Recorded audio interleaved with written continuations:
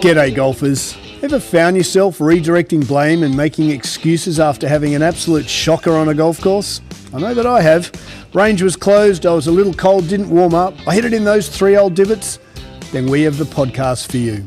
We focus on how to fundamentally own your swing. Strike it pure and consistently shoot in the 70s. Be it if you're a weekend hack, retired and playing daily, a school phenom or a tour professional. We present and discuss facts and physics pertaining to golf, trying to keep our ego and opinion at bay. We dispel myths such as keep your head down, bend your knees, or my all-time favourite, game improvement irons. So stop drinking that mythical Kool-Aid and have a sip of ours. I think you'll find it both inspiring and refreshing. I'm Scott Young, founder of Swing, PGA professional and ex-tour player. Welcome to Pivot the Path. G'day golfers and welcome to Pivot the Path. I hope you've had a terrific weekend, approaching a new week, and it's all about owning your golf swing. Improvement pivot point comes from one Colton James Shelton Young. He and I play, we'll get more on that on the greens, but suffice to say that I got Colt getting out of bunkers quite simply. We did a very similar drill to what I've done with some of my clients in here. And so we thought we'd bring that to the golf course because I've had lots of guys and girls in here say, hey, how do I get out of bunkers on the golf course? And there's no structure to their game. And so I kind of threw that at Colt last week and he got it. And I'm like, oh my God, that's so simple. And so we thought we'd bring that to you. So we'll get to that later in the improvement pivot point. But before we do that, news from the fairways. Oscar Piastri, Aussie wins the Belgium F1. And it was quite an interesting race. They had a big rain delay. And that guy is just like, he is like Iceman from Top Gun. It's quite funny. He's winning the F1 Drivers' Championship. He's not flamboyant. He's no drama. He's all about business. He's all about process. And it's funny how the F1 community haven't kind of rallied behind him like they have with Lewis, like they have with Max and his drama. Obviously, I'm not an expert, but Max appears to be still one of the best drivers. But Oscar just goes about his business very similar to one S. Scheffler. And so, well done, Aussie. You just smashed it and continues to do some great things leading into their summer break, which is kind of cool. And then we had a little bit of a left fielder here. Then we had the 2025 UEFA Women's Cup final, and it was against England versus Spain. And we watched it in here, and it was absolutely thrilling. PGA Tour, the 3M was a little boring, so we kind of flicked it over to the soccer. And if you ever want to work out what pressure does in a pressure situation, they played full-time draw, extra time draw, and so they had penalty shootout. If you want to work out how someone controls their environment and how you can control what it is that it is your task, remember, it doesn't matter what sport, guys. A little less for sports where you have to react, right? So why I love Grand Slam tennis so much is that, and being a tennis nut, if I'm going to hit a tennis shot, I've got to look at my opponent, react to how my opponent is giving me energy, giving me his or her, intensity. But then we've got the tennis ball where I've got to react. Whereas penalty shootouts are very similar to golf, which is similar to high jump, which is similar to all these closed sports. So for the penalty kicker, it's a closed sport. For the goalie, it's insanely difficult. And if you just want to watch how people react and whether they can control their emotions or cannot, watch the UEFA Cup final with the ladies. It was only on yesterday. I won't tell you who won. It is awesome. And I absolutely love penalty shootouts. A lot of people don't like that that's how tournaments are decided, but it's all about pressure. And I thought that was exhilarating. So watch that if you get a chance. It's amazing how the human brain, when you give it specific tasks to occupy all the noise, right? What is a pre-shot routine? A pre-shot routine is giving the brain, which is a very complex thing, simple tasks to keep the focus narrow. And when you give the brain, in my opinion, simple tasks, you can really control how it wanders and how it changes. But when you don't, it's like a runaway freight train. I think you'll see that penalty shootout's a bit of a runaway freight train.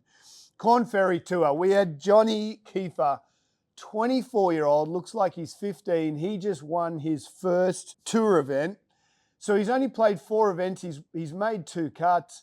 Boom, winner, winner, chicken dinner. Johnny, so happy for you. So that's a young buck coming up, which is pretty cool. LIV Tour, Joaquin Niemann, 5th win this year on LIV Tour, and just goes strength to strength. I mean, the tournament's there and the tour is a little boring, but Joaquin, you are phenomenal, and I'm so happy for you and your team that you've managed to navigate how to kind of play LIV in an off time. So it's he's just amazing. PGA Tour 3M, Kurt Kitayama, his 2nd win on tour, shot 6 under. We kind of floated watching this a little bit yesterday. 6 under in the final round to win. And then saving the best till last, Lottie Woad, LPGA, 1st event as a professional golfer and winner, winner, chicken dinner in the Scottish Open. And did it in absolute class, and her heart rate didn't look like it got above 60. She played very, very well for a young lady in her first professional start. Now, she's played a lot of golf, don't get me wrong. I think she's played 10 majors to this point, so she's played a lot of golf. But to win in your first professional event, I just thought that was absolutely outstanding. And in her press conference and in the interview after, she was just like, yep, just did my thing, know what I have to do, focused on where my processes were. So I thought that was outstanding. So congratulations, Lottie. Their British Open's coming up this week, so we'll see if she can back it up there and see how Nelly, who's kind of back to where she was a few months ago. So look out for the ladies' British Open. And I must admit, in listening to the golf and the Golf Channel, I thought the 3M was a pretty boring event, but the commentators still don't get it. And it just kind of shows you, getting back to where we mentioned in last week's podcast, and I, not to harp, I really think this is fundamentally important. I've started to watch the PGA Tour, when we can. Don't get a ton of time to watch TV. And I noticed that the commentary, which is fair enough, they've got to load in 8 hours of coverage. It's just so dramatic. But there's a bigger picture here, is that the Golf Channel and the PGA Tour are influencing you guys, golfers. And unfortunately, what I'm noticing with my community here and watching all the golf community, you golfers pretty well take whatever the Golf Channel says, I mean, literally whatever the Golf Channel says, and whatever the PGA Tour commentators say is gospel without really questioning it. And I'm noticing that whether it's subtle advertising or whether it's this ping driver or that tailor-made twist face, you literally accept what they say as the 10 Commandments. And I'm really noticing that the subtle and subliminal messaging is really powerful, and I think it's really detrimental to your own games and owning your swing. So as Frank's talking about Kurt, I think he had his birdie putt on 16th, and then Noblo goes on about how, great players in the past have always said, you should always pretend like you're one shot behind, to make sure that you stay in the moment. And it brings us back to our podcast of last week, which is currently what we're trying to say is stop labeling the golf shots. So in one breath, as Noblo's, and I don't want to harp on this, but this is really important for you to own your swing, and where our brand Swing is really pivoting from the mainstream, not to pivot, no, not to go against the grain, but we fundamentally know this is how you'll own your swing. So as Noblo's saying, hey, when you get uncomfortable, when you're one shot ahead, you should pretend you're 2 shots behind. No, buddy, you missed the point of what Scheffler's been able to do. You've missed the point 100%. If you start labeling it, you start playing that trough game of peaks and troughs, of ups and downs. The reason Scheffler is potentially, and I can't wait for him to play something important, I don't think that's PGA Tour for him, so it's probably not till the next majors. And the Ryder Cup's going to be a very different event for Scheffler. It's very boys and slap you on the back and loud, and guys are going to get hammered. Scheffler's not that guy, so I don't know how he's going to fit into that boisterous crowd. Scheffler's been able to present an idea of playing golf irrespective of labeling. He doesn't label. He goes from point A to point B. And so when Frank was saying, oh, you should pretend that someone, you're 2 shots behind. No, buddy, that's labeling. And so what we really know is to own your swing, you've got to present an idea that the golf game is about pointing from point A to point B, irrespective of position, time, whether you're 2 ahead, 1 behind, 6 ahead, 6 behind. And I really know that that is the way you will own your swing with consistent golf. And so we really want to keep bringing this back to stop labeling your golf games. It's not a club champs, it's just a round of golf. And it's not a round of golf in the moment, it's just getting from point A to point B. And I really want you to think about watching something like the UEFA Cup champion, seeing how different soccer players label that. And it's really important. And for the ones who stayed in the moment, they realized that they could basically hit their goal in the middle of the goal. The goalie is going to jump either way. There was the poor lass who missed the goal completely, which is, kind of inexcusable in a World Cup, in a World Championship final. The point is, I'm trying to parallel different sports to show that, hey, if we stay in the moment and we stay to the task at hand, which is not, hey, we're going to pretend we're 2 shots behind. You've already labeled that and put pressure on you. By subtly playing that mental game, you're labeling and putting pressure on your own game. No. Forget the labels. Point A to point B. And so if you can really bring it back to that, it's really important. And I know that if you can bring it back to, I'm standing at point A, how do I get the golf ball to point B, and simply pull the trigger in that environment, you will absolutely take and eliminate any pressure. You've hit 100 bunker shots or you've hit 100 chip shots. All you've got to do is go from point A to point B and you'll play some wonderful golf. So with that said, on the greens for myself was with my son, 7, Colton, and I played 7 holes at Longshore in Westport, and it was absolutely brilliant. The little guy's hitting little bomb draws with driver, with his 5-iron, with his little rescue, and then he got into a bunker for the first time, and then it was like, brain explode, how do I get out of this? And so what we wanted to do, and I've been asked a lot by our community in here, some short game, can you get it on short game? Hirsch, this one's for you. We're going to start with bunkers this week because it's hot off the press on your greens. And so I wanted to discuss how we get on with bunkers. So let's get to it. Okay, so Colt in a bunker. And we hadn't gone to bunkers yet. So we've played for about a year, and every time they're in a bunker, I've got them just to grab it. It's, point of play. We haven't had time to do it. And I'm trying to keep their game simple. So we get into a bunker, and what happened at Royal Longshore is the place is booked, right? From 6 a.m. till we were the very last group at 7 p.m.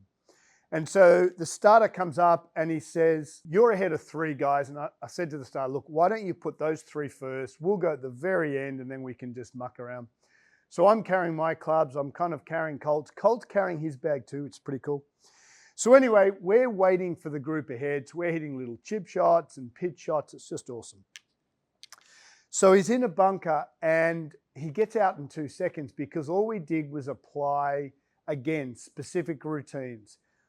If I'm playing a golf course and I'm playing difficult greens, I'm going to aim for bunkers at point because they're so simple once you realize how. And it all comes down to low point and keeping this control face, face to face, and we'll get into it, keeping some loft on the club. My lob wedge literally has 3 degrees of bounce, if not a little less. So this club has very little bounce. So the first thing I'm going to do is I always have my bag and I put it right next to the bunker. I'm going to grab both my sand irons every single time I'm in a greenside bunker. And the first thing I'm going to do is actually use my feet. We've talked about this a little bit before. I'm going to use my feet to squelch the sand. If no sand gets moved, i.e. if the bunkers are really firm, I'm going to my low bounce. because we need the club, because the club has no bounce, it's very flat on the bottom. This is actually almost dead flat. As the club's coming down, as the club hits the terrain, because there's a lot of surface area, because the bottom of the club's very flat, low bounce has a flat bottom, the club digs, there's more friction. And as the club digs friction, the club digs into the sand. And as the club digs into the sand, it adds launch angle. And as the club adds launch angle, the ball, every action, downward blow, has a vertical launch angle. So if the sand is hard, low bounce. But if you use your feet and there's sand moving everywhere, then use your high bounce. Okay? So the first thing you've got to do is really work out what bounce to use, and it's absolutely critical. In fact, it's probably one of the most important things. The second point is where your sternum is relative to golf ball. And the hardest, or the most controversial thing with bunkers is once you set your sternum is where the club hits the ground. Pretty well verbatim, unless you're trying to do something a little funky. So my sternum, my chin, my nose is where the club hits the ground. So right now, per camera, my nose is about an inch behind that ball. The club will continue to work on a declining angle to my low point, which is my lead shoulder. For a right-handed golfer, that's left shoulder. So to play bunkers, it's really simple. I set where I want my sternum. I have to keep my sternum where it is relative to the golf ball. So a lot of people get stuck in bunkers because they might set their sternum an inch behind the ball, which I'm showing on camera here, and then they move forward like a golf swing. Well, now my sternum's in front of the ball. Now I will hit ball first. So actually, I'm just going to hit it off simulator here. If I have my low bounce club and I set my sternum behind the golf ball, I can hit perfect little bunker shots. Right? I just hit that ground first. I hit a perfect little bunker shot where if I keep my sternum relative to ball, I hit beautiful bunker. How do we play the bunker shot? Really simple. Here at Swing, we've got synthetic grass that has about 2 inches. And it doesn't matter whether it's synthetic grass or sand, it's the same principles. And if we can give you the principles, you'll get it. So I have the sternum, my nose, my chin right on top of this T-square. I have the ball in the middle. I'm going to then walk the ball, or I'm going to move the ball slightly forward. Nose, sternum, fly, T-square. Because the brain finds it very difficult to work out where my nose is relative to the ball. But it's really simple when I keep my nose on the T-square. And remember, we've got our little arrow. Do yourself a favor, buy this little arrow from Amazon. And then from there, bunkers are super simple. Face to face. I don't open it up. I don't open my stance because now I've got geometry that's not aligned. I use low point to get the ball up and I keep the face open and face to the sky. So face to face, hinge it up. My face is to my face. Return it to where it started. My club face is to my club face. Follow through. My face is to my face. Golf is all about keeping loft with bunkers on the golf club. So again, I practiced that a couple of times. Face to face, return the club, face to face. And I put that on the golf ball. The key is not to move forward as we talked about. I keep the face to the ball, look at the target. Now, I'm going to go straight underneath this because I've got my low bounce sand iron. That's a beautiful little bunker shot. So I'm going to grab my high bounce club just to show you how much bounce affects this. Again, put my little magnet here. Really simple stuff, guys. $15 Amazon. I'm going to keep my hands pretty neutral, i.e. I'm not going to have forward shaft lean. When I play bunkers, I get my hands slightly behind the face at times. Face to face, hinge it up, face to face, face to face, face to face. One look at target, go. There's a beautiful little bunker shot. Ground first, ball goes up in the air. Remember, bunkers is about two things. How much bounces on the club? You saw with synthetic grass, I went straight underneath it. Why? Because the club dug, even with synthetic grass. So I grabbed my high bounce club, which is 14 degrees, it's 53 degrees aloft. Your chin must remain relative to ball. Quickly go over it again. I point my chin at the golf ball. That means I'm going to hit ground and ball at the same time. But in a bunker, I want to hit sand first. So if my sternum is 2 inches behind the ball, keep it there. If it's super fluffy sand, my sternum might be 1 inch behind the ball. If I'm playing a 50-yard bunker shot, I have a sternum ahead of the ball, so I hit the ball first. You've just got to work out where your chin is relative to golf ball and keep it there. Long bunker shot, sternum ahead. Tight bunker shot, sternum 1 inch behind. Super tight if you've got no green to work with, sternum 3 inches behind, but just be careful you don't go completely underneath it like I did with the lob wedge here. And once you set your sternum, keep it there. Face to face, face to face, face to face. Velcro on, switch on. Beauty golfers, look, thanks for listening. Remember, send us some info what you'd like to talk about. Hirsch, this one's for you with your short game. Keep the face to your face and you'll play some beautiful bunker shots. Absolutely, you can own your swing. The newsletter drops Friday. Please share it. We're trying to talk about this beautiful game in a different way. And remember, you can absolutely own your swing with the work you put into your game off the golf course. Thanks very much for listening. Cheers. Bye.